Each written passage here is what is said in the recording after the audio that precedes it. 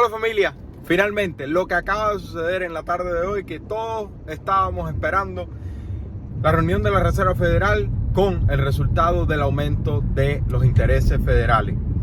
Una reunión muy importante y que, a pesar de que no lo parezca, fue bastante positiva.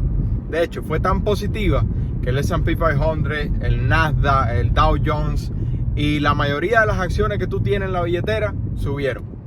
Las tasas hipotecarias bajaron y el mercado en general tuvo muy buena aceptación de lo que dijo Jerome Powell. Ahora, vamos a hablar de cómo a ti te afecta lo que sucedió en el día de hoy, lo bueno y lo malo. La comparación con las dos crisis anteriores que hemos tenido en este tema de la inflación y lo que se espera que haga la Reserva Federal teniendo en cuenta el desenvolvimiento que continúe teniendo la inflación. Porque al final del día, a pesar de que vamos a continuar ganando prácticamente el mismo dinero cuando vayamos a trabajar duro todas las mañanas, nos importa lo que sucede en la macroeconomía porque afecta al resultado de los próximos meses de lo que nos va a pasar a nosotros. Lo que significa que vamos a comenzar a hablar de lo que sucedió en la reunión de hoy. Lo único que te pido es que si este tipo de contenido te gusta, por favor, regálame un like y suscríbete al canal. Y déjamelo en los comentarios de qué otro tipo de documentación, de qué otro tipo de reporte te gustaría que hablar. Vamos a empezar diciendo que Jerome Powell, director de la Reserva Federal, salió y comenzó hablando de Paul Volcker. Para aquellos que no saben, Paul Volcker fue prácticamente el héroe de la eliminación de la inflación en la década de inflación del 70. El héroe para la economía en general, pero un tirano para los que tenían inversiones, tanto en acciones como en bienes raíces con intereses variables. ¿Qué sucedió? Bueno, Jerome Powell llegó a la Reserva Federal en 1979, después de una década completa de muy alta inflación, y dijo: vamos a frenar esto, vamos a poner control aquí, y subieron las tasas a 20% prácticamente, haciendo de que la bolsa de valores cayera, los precios de las propiedades se vieran afectadas por la alta presión que ponían en el poder de compra y la economía en general se detuviera. Entonces, en ese momento en que Jerome Powell empezó a hablar de Paul Volcker, el mercado empezó a caer. Sin embargo, después de celebrar lo que había hecho Paul Volcker, Jerome Powell dijo: pero estamos mejorando. Y vamos a hablar de por qué él dijo que estábamos mejorando, y tú me vas a dar tu opinión al respecto. Yo te voy a dar la mía, tú me vas a dar la tuya, por favor, en la caja de los comentarios.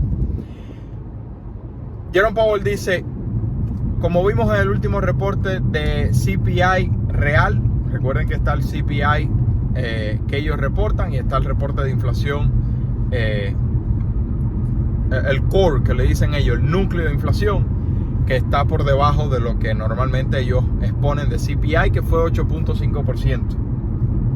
Entonces, según Jerome Powell y la Reserva Federal, marzo puede haber sido el último mes de alta inflación de núcleo, ¿ok? Alta inflación de núcleo. Como sabemos, a nivel general, los precios de los carros también bajaron en ese último reporte de inflación de núcleo, haciendo que la Reserva Federal se cogiera un poco más de calma. Y entonces, el aumento del día de hoy, según Jerome Powell, va a ser de 50 basis points, tomando el margen actual de 0.25 a 0.50 hasta 0.75 a 1%. Entonces, ¿qué significa eso? Vamos a ver, la buena noticia es que vamos a ver nuevamente, por muchos años que no lo veíamos, que las cuentas de ahorro empiecen a dar un poquito de retorno, porque en el día de hoy están prácticamente en cero. O sea, el dinero que tú tienes depositado en una cuenta de ahorro no aumenta. Por supuesto, no está supuesto a que aumente. Recuerda tener tu fondo de emergencia de 3 a 6 meses. Pero por muchos años tener dinero en la cuenta de ahorro en la economía americana significaba ver un aumento en esa cuenta de ahorro. Sin embargo, en muchos años atrás, hasta la fecha, está bien pegada a cero. Bueno, con el aumento de las tasas federales, esto hace que las cuentas de ahorro aumenten también. Esa es la buena noticia. Y otra buena noticia es que, a pesar de que no es lo que muchas personas querían, que aumentara 75 basis points en vez de 50, que fue lo que aumentó, esto puede ayudar a frenar la inflación, y dicen que van a mantener 50 basis points de aumento en las próximas reuniones del año. Incluso, Jerome Powell dijo que van a tomar las medidas de continuar mirando la inflación para, si es necesario, aumentar a 75 y no continuar con solamente aumento de 50 basis points. Ahora, ¿qué significa? ¿Por qué es que la Reserva Federal quiere aumentar los 50 basis points, los 25 basis points, los 75 basis points? ¿Por qué? La Reserva Federal dio lugar a una comparación con la inflación que tuvimos. Bueno, que tuvo la economía americana. Yo no estaba todavía ni en los huevitos, papá. Papá, te quiero. Lo que sucede es que la comparación que hacen con la inflación que hubo en después de la Segunda Guerra Mundial, es que es más o menos lo que tenemos en el día de hoy.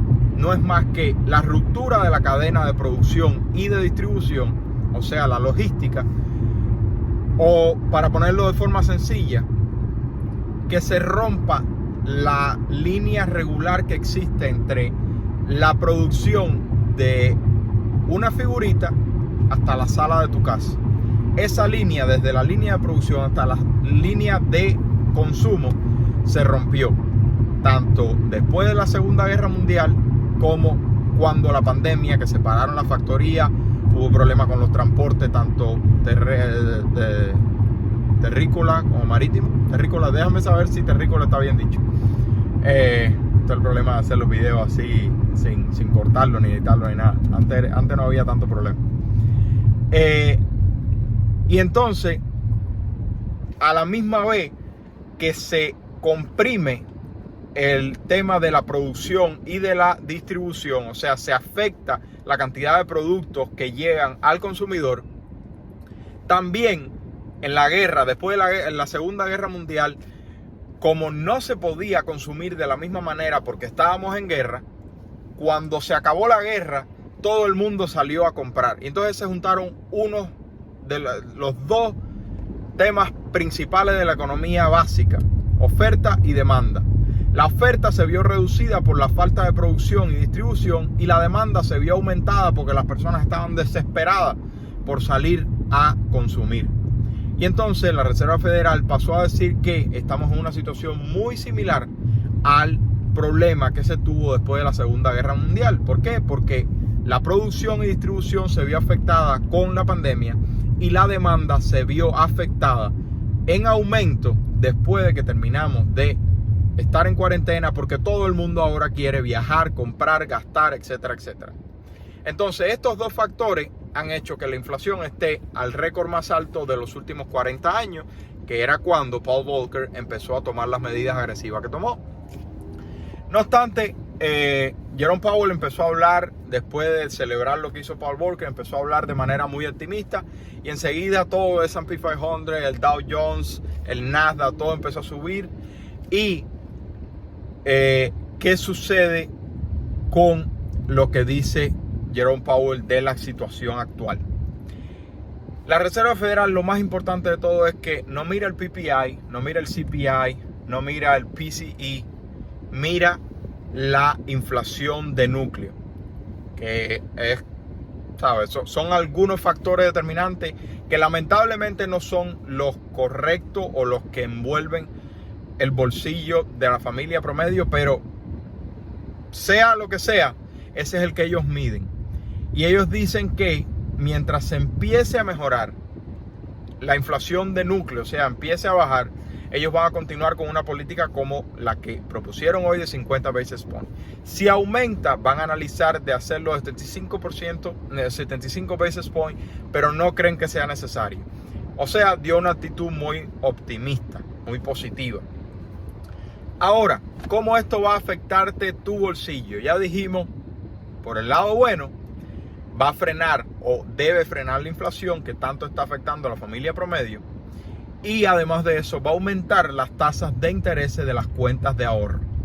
Que no deberías pensar en las tasas de interés de cuentas de ahorro si ya tienes tus 3 o 6 meses de fondo de emergencia. El resto del dinero debería estarse invirtiendo en cosas en las que entiendas el retorno que puedes obtener. Pero ese video para otro día. ¿Cómo te afecta? Va a subir los intereses de los carros, va a subir los intereses de las tarjetas de crédito, va a subir los intereses más importantes de todo, que son, ¿cuáles? Los de las hipotecas.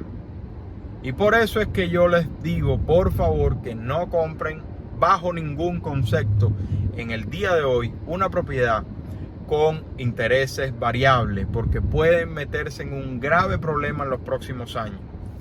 Entonces, además de eso, puede afectar el mercado de la bolsa de valores. No tengan el aumento de las acciones del día de hoy como ejemplo, porque la bolsa de valores día a día es una locura. Y por eso es que yo personalmente me mantengo lo más alejado posible de eso y solamente invierto a largo plazo. Entonces, si las tasas de interés continúan aumentando de la manera tan agresiva que lo han hecho, que según los últimos reportes, el mes de marzo subió la tasa de interés 2% en un mes. 2% en un mes a la hipoteca de 30 años. Ahora, vamos a ver qué influencia van a tener este aumento de 50 basis points en las tasas de interés hipotecarias, pero sin duda alguna van a poner mucha presión en el poder de compra. Ahora, yo sé que muchos de ustedes que están muy bien educados conocen una fórmula matemática muy básica, que es que 1% de interés afecta 10% del poder de compra. Es una fórmula matemática. Tú tienes aquí el precio, tienes aquí el interés y tienes aquí el pago mensual.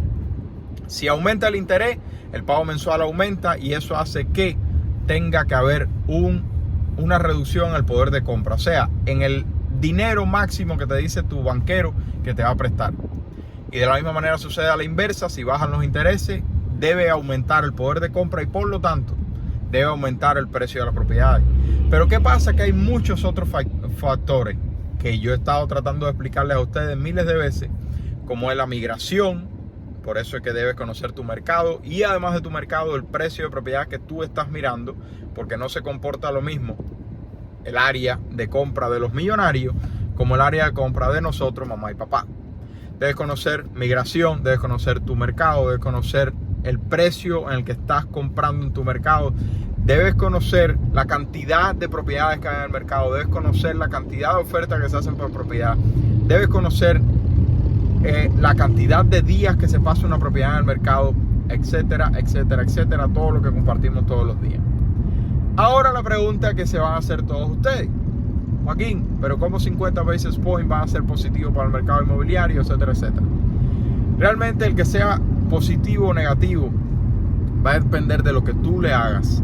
Lo que tú hagas con lo que sucede en el día de hoy y cada día es lo que va a decir si es positivo o negativo. ¿Por qué?